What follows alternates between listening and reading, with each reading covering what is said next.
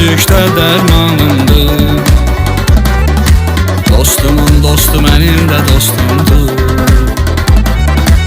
Onun düşmanı mənim düşmanımdır. Uzaq dur yalan kələk dostlarından, nəfsinin qulu yemək dostlarından. Səni çaşdırmasın bu dünya malı dostum, olursansa olur ey dostlarından. Adamı yandırıb yaxan dostdan olmaz, kənardan durub baxan dostdan olmaz.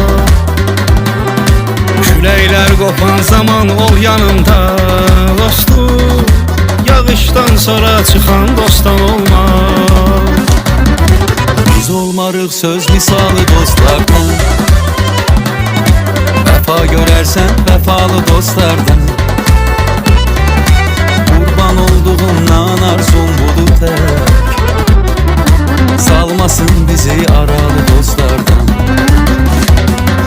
Biz olmarıq söz misalı dostlardan, vəfa görərsən vəfalı dostlardan. Qurban olduğumdan arzum budur tək, salmasın bizi yaralı dostlardan.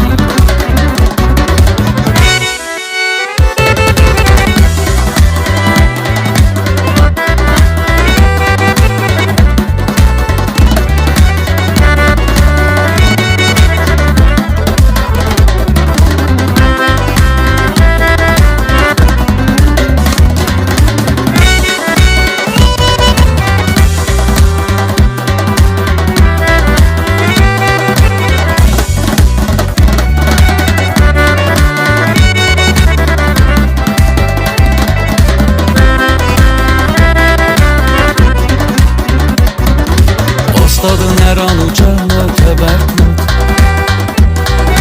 onun haqqını öz haqqın qədər tut. Vaxt eləyib tez-tez görüşməsəzlər, zəng edib halın əhvalın xəbər tut. Çətinliyə düşdüyün zaman dostum,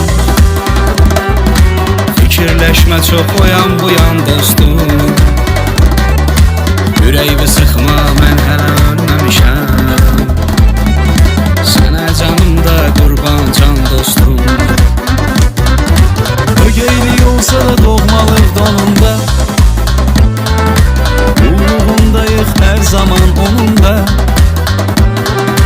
Bəzi səhvlərə göz yumub yaşayırıq dostum, can deyənləri görmədik sonunda. 1% olar 100də dostluq eylər, görüntü üçün o üzdə dostluq eylər. Görünməz amma sənin dar günündə, çünki o söz xətrinə sözdə dostluq eylər. Biz olmarıq söz misalı dostlardan, vəfa görərsən vəfalı dostlardan. Qurban olduğumdan arzum budur tək, salmasın bizi aralı dostlardan. Biz olmarıq söz misalı dostlardan, vəfa görərsən vəfalı dostlardan. Qurban olduğumdan arzum budur tək, salmasın bizi yaralı dostlardan.